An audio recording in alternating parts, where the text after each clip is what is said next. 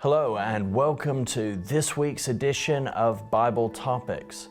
We're going to be approaching a very critical topic this evening, specifically leadership. What does real godly leadership look like? What does the Bible teach us about leadership? What are some examples that we have of good leadership which we can imitate?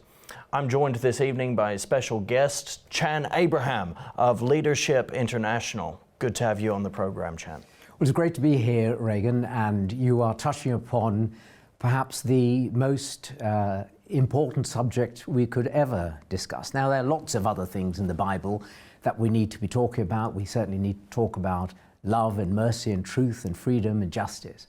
However, all situations, for good or for ill, start and end with leadership. Absolutely. Now, you have a very extensive CV when it comes to leadership. You have been skilled in various roles of leadership, and currently I have you've brought in a mug for me from your organization, Leadership International. Tell us a little bit about your experience in leadership. Tell us about Leadership International and your vision for that organization. Well, my experience is based on being in the real world, being a child growing up, the seventh child of a Sri Lankan family here in England, grew up in school, in church, in business, and I would say my learning has come about as a result of mostly observation of bad models of leadership. I've seen some good ones, and in fact, if we think about how many good experiences have we had of leadership and how many bad models, I suspect one would greatly outweigh the other. And over my life's experience, I have sought to learn from the good and also from the bad, the observation of both. I've also sought to learn from what did I do well in different situations and what didn't I, in order to apply that. So as someone who's had a long career both in business and in church leadership, this has been very important, because I've seen people in business, for example, we say that no one ever leaves the company. They leave the person who's most significant in their lives. And generally speaking, when people leave churches, it's because of the leader. It's because or something that happened to them in leadership. Okay, now I just want to read a couple of introductory remarks concerning yourself to give our viewers some background. Dr. Chan Abraham has been described by the UK media as, quote, the not-so-ragged-trousered philanthropist, end quote, and his business results have been described as, quote, deep magic, end quote. Your bio says that you are, your companies have twice hit the #2 spot on the Sunday Times 100 Best Companies to Work For. You've received numerous independent accolades, including the Sunday Times Leadership Award, Employer of the Year, and the ROSPA President's Gold Award for Health and Safety. And all of this shows that you have a real degree of experience in leadership, which is the key to success in business. This is a part of the model that you present through your third millennium leadership program. Tell us a little bit about the companies, the business realm that you've worked in, and that leadership model. Thank you. So Leadership International really saw the light of day in 1993, which was a crucial time in British government and politics, and actually across the globe. And I sensed that we needed to make this more of a significant impact business activity and Christian activity in the world. So all of those awards, which I'm greatly honored, and they arise out of being part of a group of people having to provide the leadership, but nevertheless, you can only be a good employer if there are employees. In the same way, you can only be a leader if there are people actually following. And so the results that we're describing there really arise out of a sense of, in the business world, wanting to create an environment where work is something to be enjoyed rather than endured, and where people say that the best day to come to work is not Friday, because it's the day before the weekend, but it's Sunday because it's the day before you come to work. So my passion has been to engage with people in such a way that they're passionate about life, that they can be their creative best, which from our perspective as followers of Christ, we know that's what he wants for us. We know we can only ever really experience that when his light is in our lives.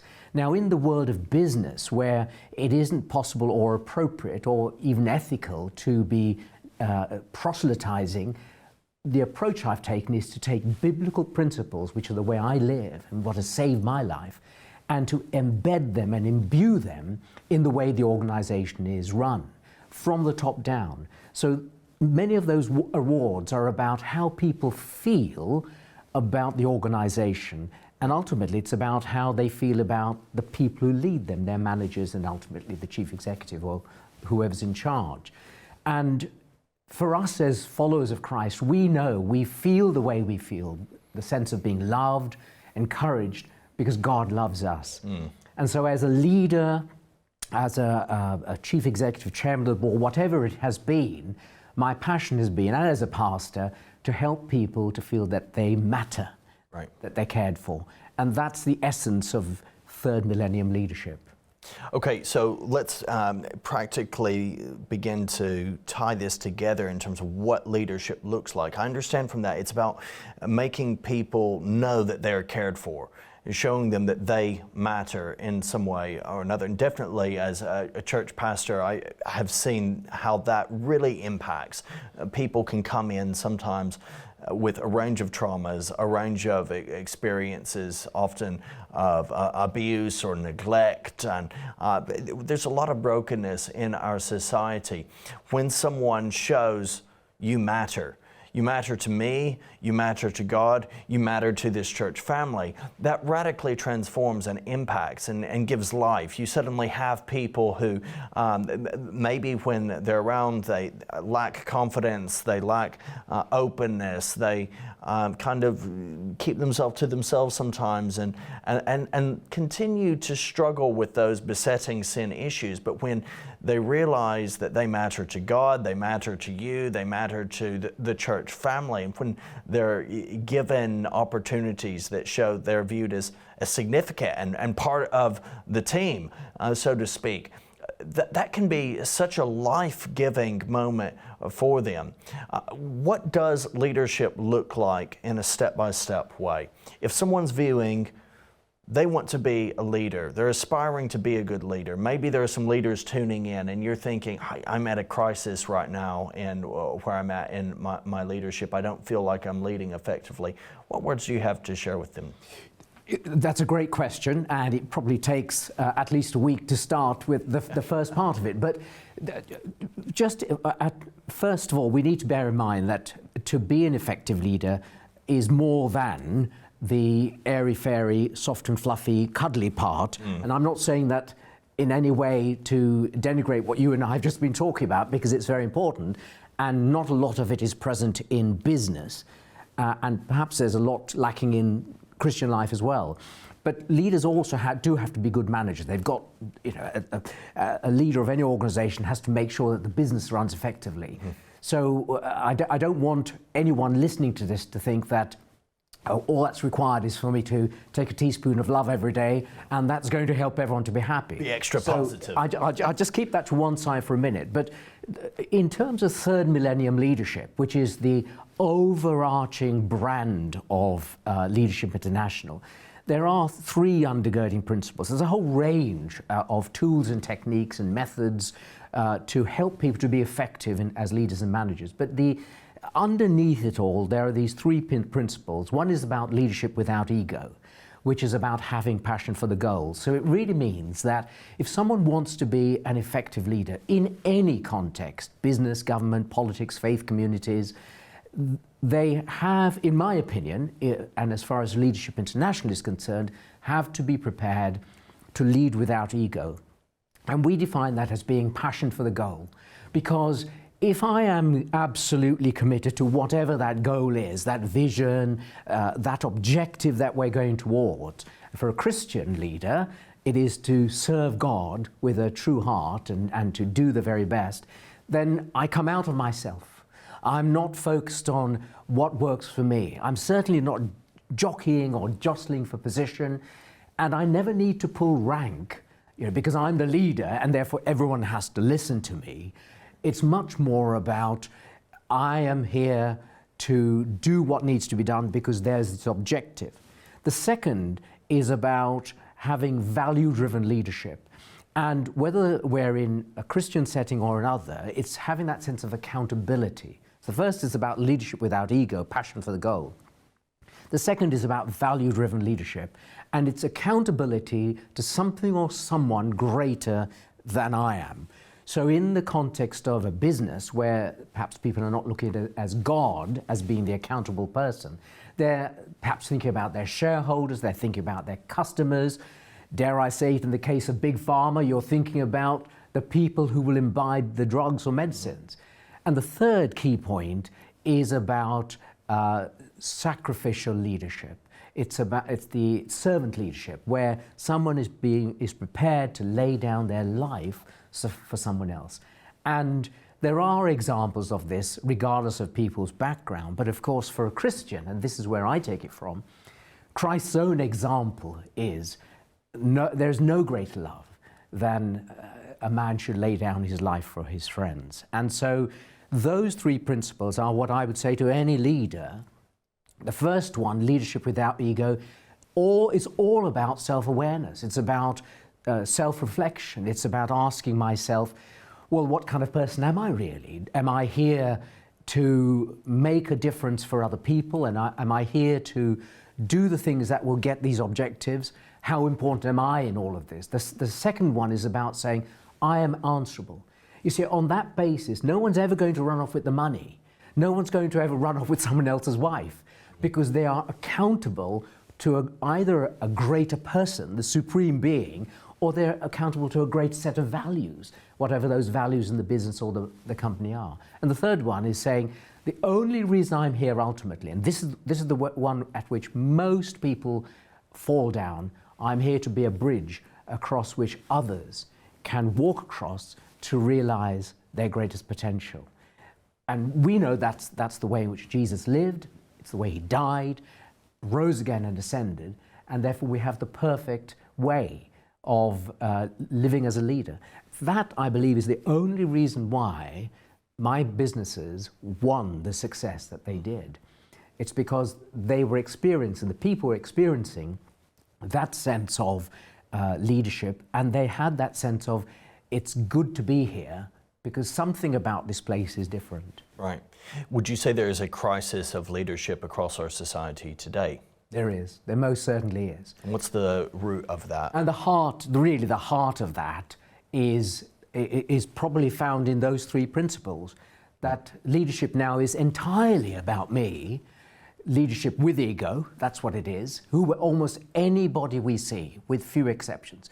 If we look back more than 120, 160 years, we see someone like William Wilberforce, a great leader, a political leader, and it's not about him. And he gives his life in the abolition movement. But we have leadership with ego. We don't have value-driven leadership. The values that seem to drive people, if it's politics, are really about how can I get my next foot up this greasy pole. And so we've lost any sense of value. And the third is definitely not about sacrificial leadership. Well, it is sacrificial leadership, but what it means is I will sacrifice someone else. Right. I will sacrifice someone else's reputation in order to get myself sorted out. Right. And in the Western world, I believe the rot set in probably somewhere after the Second World War. That was probably the last time we saw a nation and nations demonstrating what it meant to live and die for king and country and for someone else. My own father was in the British Army in Palestine in the Second World War. And what's followed then through the 1950s and then the progressive movements of the 1960s, and particularly the development in the West of cultural Marxism, has been a sordid degradation of the fundamental principles of leadership, which are Judeo-Christian. And we now are in a situation where you've talked a lot, I know, about the problems with millennials, but we have a Gen Z generation that expects everything to be done for them. And if you said to them, pick up a piece of litter, let alone go and fight for your country, they'd look at you and say something probably profane. I've had that experience before, so yeah. Okay, so there's a crisis of leadership. How can we begin to identify? Well, part of it, I think, comes down to we have to actually have leaders such as yourselves addressing this issue, leaders who are striving to root themselves in the leadership model of Scripture. But how exactly can we right this ship? Is it something that's hopeless? Can we see a restoration of leadership in our society? Can we see health return? I mean, one of the things that stands out to me is just trying to lead in a righteous way can see you in this day and age accused of all sorts. You can get into trouble for leading in a clear and directly God-centered way. I completely get that, and I could use some of the expressions that I see on social media and that are popular, but we don't need to, although we should call them out at some point. I believe that questions that we can ask ourselves if we are aspiring, current, or even former leaders who are wanting to help others would include these. The first I would say is the JFK question. You know, his famous words, ask not what America should do for you, but what you can do for America. That I believe, if we were to write to anyone in business or in church leadership or aspirational for leadership, in any one of those social media platforms, ask what you can do for someone else, I suspect that would cause people just to sit back and think for a little. Just as an aside, as a result of all the lockdowns in 2020 and 2021, fewer and fewer people want to go to a place of work, a physical place. Right. Because it's easy to sit at home and, quote, manage your own time and have this kind of hybrid working. But people are so much more disconnected from one another. So it's really problematic for leaders and managers to build that sense of team, that sense of solidarity, which is what human beings are all about, which is why I've said there's the really serious issue around AI and how that's coming in. But the JFK question is important. Also, I'd say to people, yeah, we are living in a very volatile world now. There is so much uncertainty. But do you want to light a candle or curse the darkness? So, and that's a fundamental part of leadership. The first task of the leader is to keep hope or to maintain a sense of hope amongst the people he or she is leading. So, do you want to curse the darkness or do you want to light a candle? If so, what am I going to do about it? I give an example. When I was growing up in London as a small boy, the word litter did not exist. We didn't know what it was. But with the advent of a phenomenally consumer-driven society, yeah, there's lots of disposability around, whether it's paper or lives and relationships. So we need to ask that question. We also need to ask the question, are we willing to be the change we want to see? Right.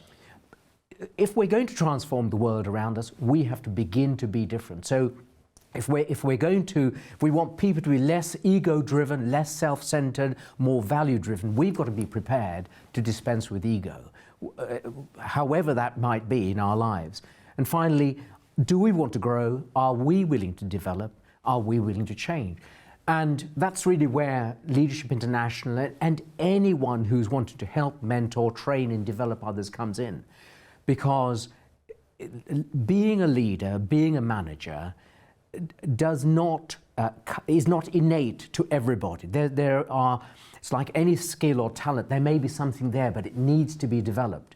But even more so with leadership, because it requires this third eye, really, inside of ourselves. We need to have a capacity to see ourselves as others see us and to understand the impact we're having on others and to develop a very powerful sense of emotional connectivity. I mean, that's really true for people in church leadership because with the emphasis so much on gathering, which is good, but on bigger gatherings and a drivenness towards numbers, this can make the leadership of the church far more remote, and the same can happen in business. So that kind of emotional connectivity is really important. So those are some of the questions that I think we need to be asking ourselves in order to grow leaders today. Two pictures come to mind, a thermostat and a thermometer. A thermometer reflects the temperature, the thermostat sets the temperature. And I think, correct me if I'm wrong, but leadership is essentially being the thermostat, setting the temperature. Those who are in your church, those who are in your business or company, they are looking to you to set the culture. And if that's not a healthy culture, if it's always pessimistic, if it's always beat down, that will be reflected in the people around you. If you're looking at this world and its chaos with a degree of hopelessness and helplessness without any clear vision, then that's going to be reflected in the people, because the scriptures are clear, there's a set context for that, but I think it does apply. Without vision, the people perish.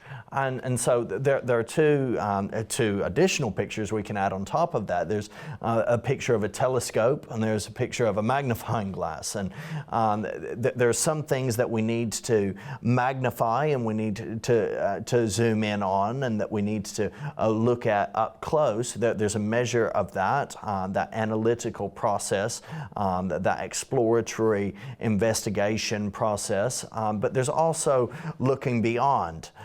We need to have a greater goal, the big goal in sight. So if you're, I guess go back to the 18th and 19th century, you're on a ship and you're looking for a particular island. You're an explorer, you get a telescope and you're keeping your eyes open for that landmass that you're needing to find. So it's the object, but then if you are needing to investigate something clearer, you look with a magnifying glass or even a microscope, and you can analyze the inner workings of something.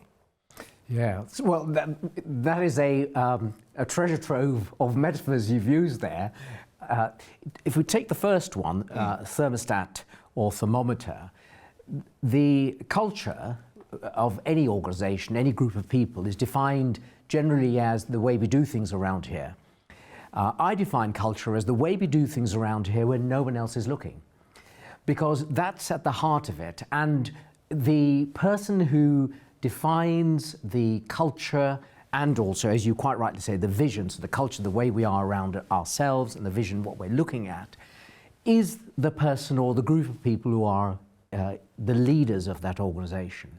And for that reason, the leader has to be someone who carries a great deal of personal integrity.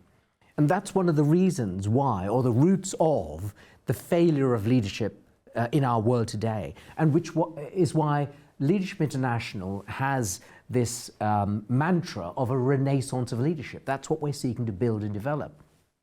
So a lack of integrity in my life as a leader, and there are only two people who know about the integrity in my life. I'm that one of those people, and the other one is God. Mm-hmm. And I may not have a very clear picture of it, but getting that right, getting my life aligned with the truth, whatever that truth is. I mean, in the context of a company, it might be the financial regulations and the standing orders. In the context of being a citizen, it's in terms of the law. And in terms of being a Christian leader, it's all of God's expectations for me.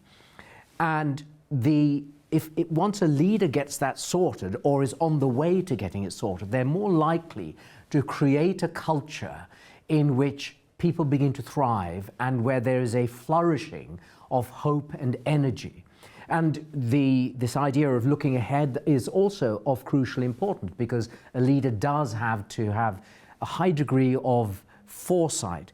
Now, in any leadership situation, one single leader may not have all of the gifts that are necessary to enable the enterprise to move forward, which is why I believe it is important to be able to build a team of people. Team, the acronym, Together Everyone Achieves More, is absolutely vital to enable us to get to where we need to be.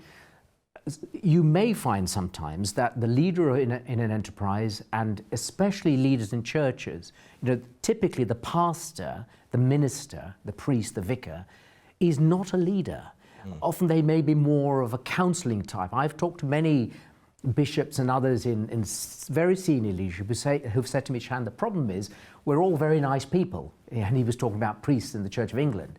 But we're not really leaders, and we're definitely not managers. And we were having a conversation about how do we get to that? Well, you can only really get to that when they're being trained. It has to start in Bible college or seminary.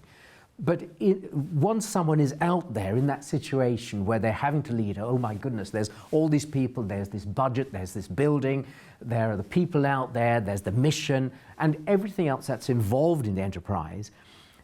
A good leader is someone who's able to pivot around other people and bring people in so that there's that blend of skills, which is why the first principle of leadership without ego is important. Because insecurity in a leader, as in, say, the case of Saul, will mean that when he sees a great leader coming on, he'll start throwing spears at them. Jealousy. That's right. And it's vitally important that David, when he sees the spears coming towards him, when he becomes an outlaw for years, when he is in that place of absolute singular leadership as the monarch, that he doesn't become Saul to Absalom. And that's what David does. It shows that his heart is the heart of a leader, someone who has tremendous integrity. What does he do? He leaves. And Absalom eventually falls down. And even though he's done terrible things in the sight of all Israel, but David regains his position. And that's why I think in all of these people, David, Daniel, Moses, Nehemiah, there are, Joseph, so many great principles of biblical leadership which will apply in the running of a Christian organization or a parachurch organization, as well as in the outside world. So from that, I take it there is a time when leaders have to recognize, okay, I'm unable to continue in this capacity for the time being, and the best thing I can do as a leader is to step down and trust God. It takes a lot of courage for a leader to be able to do that. Take it one step back, I've been a church planter. As a church planter and a leader of a church, we need to be able to recognize that every enterprise has a season. And it takes as much courage to close down a church as to start one. And in the same way, this is the really important point you're making, when is it right to step down? And the most obvious situation is we're having a discussion and I'm the leader, or I have greater rank than you. How do I approach that? Do I approach that from the perspective of wanting to influence you? I know that what I'm doing is right. I know that what you're doing is wrong. But how do I approach that? So that's I think, a good example of, in metaphorical terms, of the literal example you've given of walking away. In that situation, I need to give you time. In my role as a Christian leader, I need to give you time. I definitely ought not to be putting things in writing to you or saying crushing words. Somehow, I have to give you time to come to the right place, sowing the right words. But there are others, the most extreme situation, and I know this from my own experience and from the experience of others in leadership. There is a time and place to walk away, but to walk away leaving blessing, not recrimination. Because when a relationship breaks down of any kind, the most important thing we have to do is to guard our own heart. We don't want to take, we will be bruised, we will be broken, we will be hurt. And leaders carry a lot of hurt because when you are in leadership, there's a big target painted on your back. And usually the sticks and stones and the slings and arrows come at your back. But we need to be able to carry that, but also bring it to the Lord and find the place of healing and ensure that we're big on forgiveness and restitution in our lives. Okay, when it comes to offering rebukes in season and when it comes to addressing very real concerns, what is the best way in which leaders can approach those very difficult conversations where, it's not all positive, it's not all great? How can we approach those difficult situations well? So that's a great question, and it happens a lot. It happens a lot in business, and sadly it does happen a lot in the pastoral ministry, as you well know. I describe these as ZOUDs, Z-O-U-D-S, zones of difficult conversation. And where you are, that should be a C, shouldn't it? I got that. I'll have to review that. But it's those situations where you feel uncomfortable about it, for whatever reason. So it goes without saying I need to pray about it. I need to bathe the thing in prayer. If it's an emergency situation, then emergency action has to be taken. There's no question about that. If it's not quite gross misconduct, but something that's putting other people at risk, immediate action. But in other circumstances, I need to understand as a leader, what am I actually dealing with here? I need to pick that problem apart. I need also to make sure that I've got the right perspective on it. That's a really important element of this, because it is just possible that I've misunderstood the situation or misheard something. I may need to check out the facts. This is particularly true in a community situation, as churches are, in order to understand what are the implications of my taking this further. Because sometimes some situations can fizzle out on their own, or there may be some other situation that's coming to pass that will resolve it. But that's not always the case. And in situations like that, we have to meet the situation head on, fearlessly.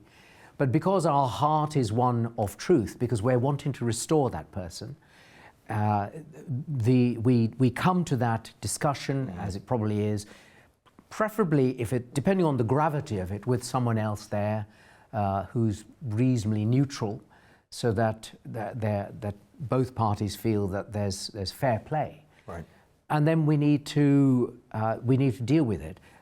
I generally feel that the best way to deal with a difficult problem is by starting to ask questions, so that we give the other person the opportunity to explain or express where they're at, rather than come out with the crime, accusations, charges. Yeah. So listening is important in that. Listening is a key part. Communication is, as we know, it's much more about listening than it is about speaking. And in fact, the more we listen, the easier it is to actually say things that are accurate. And one of the recommendations I give to people, especially when we're in tense situations, and we're about to speak, just to count to 3, privately and mentally, because just that 1, 2, 3 gives us a little bit of time to hold ourselves. Or we might want to say, look, this is not really a nice thing to say. I hear what you say, but can I just have a moment to process that?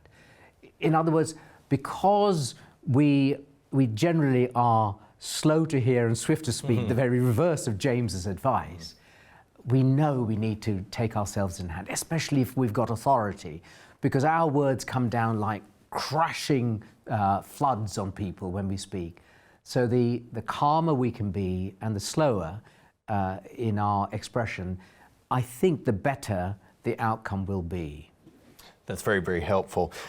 As we've discussed, Nehemiah, I find a very helpful inspiration really for leadership. And one of the things that it's difficult to recognize when you look through Nehemiah, this one element stands out, that leaders, just from the very beginning, as well as in Nehemiah's own situation, leaders cannot fix everything.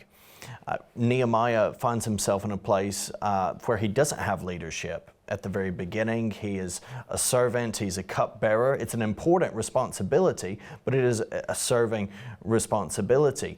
And yet, I do believe he's viewed by many, it seems to be that he's viewed by many others as someone who has definite leadership qualities, who they can confide in, who they can express concerns, and he will hear and listen and will mourn with those who mourn, essentially. Now, Nehemiah hears that Jerusalem is still without a wall. It still does not have walls. A remnant has returned already, and they have had good leadership. They've had solid leadership, but those leaders have not been able to fix everything that would have been good to fix, including building a wall. And so Nehemiah takes it to the Lord in prayer. He does what really any leader should do, I believe, and commit the crisis, commit the vision that he is beginning to have to God in prayer, asking for wisdom and help and boldness. He's given an opportunity to speak by the emperor, who recognizes something is wrong, and he is honest. He, in many ways, takes a risk. Because expressing himself and expressing the needs of his own people in Israel could potentially put him on rocky ground with the emperor. Now, he achieves much. You can go throughout Nehemiah, and then at the end you see, again, that reminder that leaders cannot fix everything. He leaves, he goes back to his responsibility to the emperor for a season, then returns and discovers that, to put it bluntly, everything's gone to pot. And, some of the very people who had given the most grief, some of the people who were the most corrupt in their leadership were once more at the forefront of things. And so it ends on that kind of back to reality note that there's a need for constant godly leadership. Throughout Nehemiah, though, we see he takes risks. What is the element in which risk-taking is important in leadership? It is important, and it depends on your personality and your temperament, really. If you are someone who is generally risk-averse, that will cause you to be very cautious, cause a person to be very cautious in their leadership style. If they are given to being much more risky, then clearly that will happen as well. The consequence, I think, is that we need to understand our own risk appetite. That's probably the best way to put it, in order to judge how best we can serve in the situation we're in, because every leadership situation is different. And in fact, there are many comparables to what you've just illustrated in my own life. So back in the late 80s, the early 90s, when a new Labour government came in, everyone thought things would be very different in local government, especially for social housing. They made it clear it wasn't going to be. And I won't go into the detail of it, but I had what I would, humanly speaking, call a light bulb moment, but really it was a prophetic moment. But it meant that I had to take a huge risk, because I talked to the politicians, the local authority where I was, and I said, I'll set up a new company to buy all of the local authority's housing stock from you, something like 8,000-9,000 homes. I'll give you 60-70 million pounds. But in order to do that, there's a lot of work. I have no prior experience in it. And they said to me, that's fine, Chan, it's your head on the block, you go ahead and do it. And by the grace of God, it happened. I raised £100 million. I had a massive consultation exercise with thousands of tenants, the biggest consultation exercise in the region. They voted to go for the new company, even though it didn't exist. They could only see me. And the rest is history. That became that company and that group. But there was a big risk there. And I would say for the Christian leader, whether it's in business or in church, there will always come a time when the thing you need to do is the thing you need to do. So if we take David had no prior knowledge, as far as we know, that he was going to kill this giant. What David had was his background and his experience. He had learned from many lonely nights, being disregarded by his family and crying out to the Lord. He had been trained by God, and he had trained himself to listen to God. So when the time came, at that moment, faith rose up in him, and that sense of certainty that I don't know that he knew he was going to do what he did to Goliath, but what we know is that he said, how dare? How dare this problem stand in front of us who believe that we are here to call the shots? And that, I believe, is true of a Christian leader. It's because it's leadership without ego. The point at which the leader steps into that particular calling, that decision, is one, I believe, at which the Holy Spirit will anoint them and give them that sense, take that risk.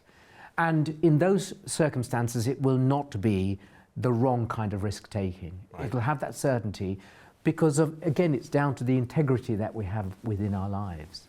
Leaders act decisively. Maybe there's a lack of action in some cases for particular reasons that leaders will be able to identify, but when there is action taken, I think there must be decisiveness to that action. If you've stood before God in humility and prayer, you've committed it to the Lord, He has directed you, regardless of what the risk may be, regardless of the sacrificial cost it may have for yourself, if you are going to take that action, you must take that action, not half-heartedly, but wholeheartedly, decisively trusting God to answer. Yes, and just to be clear, in case people are saying, well, it's great to have that light bulb moment or that sense of spontaneity, but if I don't, how do I deal with it? And I think this is also important.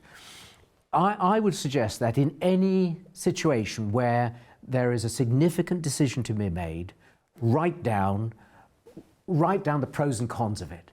Write down the push and pull factors.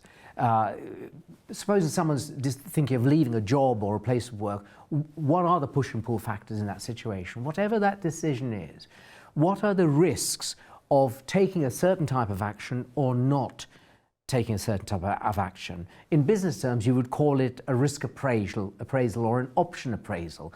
So you get as much information as you can using the faculties that God has given us, short of a divine word of knowledge or a word of wisdom. We don't know. I didn't know for certain that I'd be able to raise £100 million, but I gave it my best shot. I did everything that I thought I needed to do. Talking with bankers is not the nicest of things, but at the end of the day, they wanted to give me the money. They were meant to interview me, but I ended up interviewing them. The grace of God was there because that was the right thing. So once you're in the flow of a correct decision-making process, then I believe it will be those who wait upon the Lord will renew their strength. They'll rise up on wings like eagles. They'll walk and not be weary. They'll run and not faint. We'll have that sense of being lifted up on the wings of the Lord in order to achieve His purposes. What is the component of fear in leadership? Like, where does fear have its place in leadership? Because if we're all human. When we approach difficult situations, there can be various anxieties, various worries, and even fear to some degree. How can fear impact us, and how should we act in relation to fear? How should leaders view fear as we step forward seeking to do what God has called us to do? That is such a good question, and I think fear, or its younger brother, anxiety, or apprehension, they're all important. There is this family of scoundrels that are always around trying to bring everybody down, including leaders. Right. We know from the writer to the Hebrews that the root of fear is the fear of death. That is the spiritual root of all types of fear. An acronym that I like to encourage people to think about with fear is false evidence that appears real. False evidence that appears real. And there are good things to be fearful of. I've got 5 small grandchildren, and I want to protect them from being injured. And they need to learn about that. They need to learn that sense of healthy fear. But from our earlier stages, perhaps because of experiences in the womb, certainly through childhood, often through our experiences at school, things happen to us which get embedded in our psyche. We never ever forget the things that happen, and they get embedded in our bodies. That's why people seize up in certain circumstances, or get terrible stomach aches, or problems with their alimentary system, or headaches. So I would recommend that anyone who is experiencing fear, first of all, whatever that is, seeks to get to the root of it, faces it either through pastoral counselling or other professional counselling, or through some form of prayer ministry, and begins to examine that. It's better that we face up to it. Having heard then that the root of fear is the fear of death, having understood that most fears arise because of something that happened to us in our early years, childhood, in the womb, adolescence, school experiences, or horrible experiences at work, we then need to ask ourselves, when we have been in a situation of fear, true of leaders but anyone, why did I do what I did? Because often what has happened in that situation is either we didn't speak, or we walked away, or we let something go because we didn't want to go there. We may never have the opportunity to recover that situation, but we can learn from the situation, from the experience, and to say, well, that's what happened last time, I'm going to deal with it in the future, so that I'm not going to be bullied by that situation. And unfortunately, there is no one panacea. This is such a real part of the human experience that we'll probably have to face it again and again. But there is no fear in love. Perfect love casts out fear. Absolutely. Thank you very much for that. Extremely helpful and encouraging to be reminded that this shouldn't be an ongoing feature in our lives or in our leadership. And I think we can see throughout Scripture there's that measure of reminder that we're given. Often leaders, you can go through the list of those whom God has called, Abraham, Moses, Joshua. You can see repeatedly those words, fear not, don't be dismayed, I am with you. And I think that's the first thing that we need to ask at the basic foundational level is God with us? Is God with us? And identify, okay, do I know God's presence and His power in my life in this situation? Is God's hand in this situation? Is God with us in this? One of the most powerful passages I find as well, it leads on to another question, because asking is God with us, that's good. But there's a passage where Joshua, he stood on the banks of a river, and he sees a mysterious figure, and he says, are you for us or against us? Are you? And no, I'm the captain of the army of the Lord of hosts. So an even better question we can ask is God with us? He says, fear not, I am with you, be not dismayed. So He is with His people. But another question is, if we want to answer that question, are we with God? Are we in line with His vision? Are we in line with His view of things? Are we seeing things through the eyes of man, or are we seeing things through the eyes of heaven? And that can be sometimes difficult to discern in this world where things are not always very black and white, where sin has affected so much, where it creeps in even where you would not necessarily think it would be affecting. So when you can look at some of the threats to leadership, and you can see some of the attitudes toward leadership, which can be in a society that abandons objective truth, and that can be very much embracing an idea of moral relativity and subjectivism. We have to, as leaders, I think, make sure that we're rooted in what's objective and what's concrete, while also being willing to recognize where we're potentially getting it wrong. We need to make sure that we're also recognizing where we may be misled in such a way. And so I think humility plays a role in leadership. Yes, that's right. And just going back briefly, picking that up, and also going back to Nehemiah, your analogy of Nehemiah, I believe, is directly relevant to the time in which we are living. I believe it speaks to us because I talked about the rotten leadership from the end of the Second World War, right, which is, I believe, when the destruction of the Judeo-Christian walls of culture in the British heritage were really beginning to be taken down. And when Nehemiah turned up, the people's hearts became very discouraged because there was so much rubble. And there is a sense in which it feels like that's the situation today. The fabric and culture of our once Christian society has been so deeply shredded. Black is white. No one, people in senior offices can't define what a woman is. So that's how serious things are today. So coming back to your last point there about how do we address this? What's the place of humility? And we have to be very careful, I believe, in any situation, but particularly for leaders, to understand that humility isn't what it's sometimes trumped up to be. It isn't about becoming the doormat over everyone, right, can walk with their opinions. We need to find a way of, for example, debating these issues around the destruction of culture in the public open space, but with the right attitude towards people. I believe that leaders have got to be able to do that. And because in church, because so many Christians now have absorbed the lies, they've become part of the culture.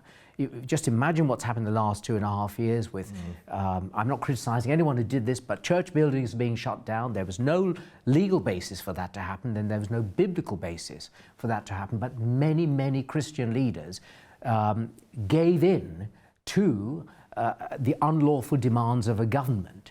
And that's a real challenge. And the consequence of that has been that many churchgoers, certainly, professing Christians, have absorbed so much of the lies. Now we've got to somehow wean them back onto the truth. What is God saying about our world today? What does He feel about all these things that are happening? And I won't go into them because they can be quite controversial and there are different opinions on them. But leaders have a responsibility with the right approach to humility, with the open-palmed approach, saying to people, you know, how do you feel about this? How can we begin to really build the ecclesia in this very difficult situation?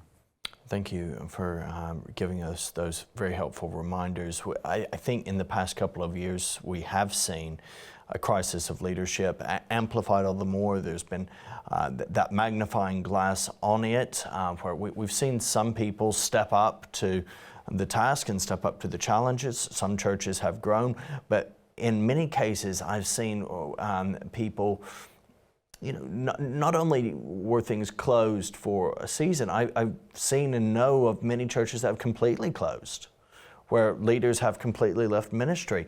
I've known and seen where people have been so hurt and disillusioned by the absence of that strong leadership that they've just wandered away and drifted, making shipwreck of their faith. And that's such a tragedy to observe and to reflect on and to see the cost really of when leadership goes wrong, when leadership goes bad. Now, how as leaders can we make sure that we are guarding against the encroaching influence of the world and its corruption? How can we make sure that we are ourselves steadfast and resolute, standing firm in God's Word, yet doing that with respect in an increasingly toxic culture? Yeah, that's such an important question. The starting point has got to be having a high degree of biblical literacy. I think that's really essential. We need to be able to see what the Bible is saying and to be true to the text, to really get that sense of what does this mean? What did it mean then, and what does it mean today? And that, I believe, is the beginning point to anchor us in the truth. The second, I would say, is having a real sense of where we are within the panorama of God's history, to understand that nothing that's happening at the moment has ever taken God by surprise, and He is working His plans and purposes out, even though there are cosmic beings that are against it, and there are human agents who are in league with them. And remembering that we have a task, we have an absolute God-given task to make disciples of all nations. And we do have the authority with His Word and His Spirit in order to make that happen. Having done that, and having, as far as we can, kept our lives in the light, if we walk in the light as He is in the light, then we have fellowship with one another, and the blood of Jesus Christ, His Son, cleanses us, continues to cleanse us from all sin. Then I believe it is really important to come head to head with the issues in culture and to be as well informed as we can be. And from the conversations I've been having with Christians and Christian leaders, I found that many are burying their heads in the sand, as though there is only one answer or there is only one viewpoint. There has become an extraordinary tendency to crush dissent. Now, we know it's happening in the world with cancel culture and deplatforming, but the extraordinary thing is it's happening amongst Christians. They don't want alternative viewpoints. What I try and do is, in terms of media, I look at a lot of independent media. But I do occasionally look at the mainstream media, because I also want to look at what the lies are in order to compare that to what is actually happening. And I would encourage Christians, having done all of these spiritual disciplines, Christian leaders, to make sure they're properly informed. Because if they don't know if they can't talk about the issues in the culture, then on Sunday they're going to give a nice homily or devotional to their people, and on Monday people are going to be outside without knowing what to do. Dr. Chan, any closing words? It's really that the first task of the leader is to keep hope alive. Okay, thank you so much for joining us on the program. Really helpful comments regarding leadership. This is not the end of the conversation. We will be having more conversations on leadership in the future. It is something that we must discuss, that we must address. Maybe you are a leader. Take what Dr. Chan has said on board. Please watch and rewatch this again, and write into Leadership International. Ask them to come give a session to your team. I know it would be a blessing. Thanks for joining us this evening on Bible Topics. God bless you. We'll see you next time.